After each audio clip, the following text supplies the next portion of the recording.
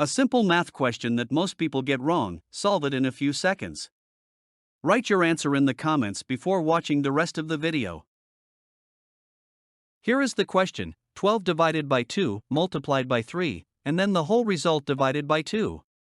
The answer choices are 1, 9, 36, or 4. What do you think the correct answer is? PEMDAS is an acronym that shows the order of operations in math. P stands for parentheses, E for exponents, M for multiplication, D for division, A for addition, and S for subtraction. Operations inside parentheses and exponents are done first, then multiplication/division, and finally addition/subtraction from left to right. Multiplication and division, as well as addition and subtraction, have equal priority. Thank you for staying with us until now. By subscribing and liking, you give us the energy to create even better content. According to the same rule, first, 12 divided by 2 equals 6.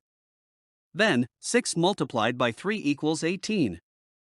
Finally, 18 divided by 2 equals 9.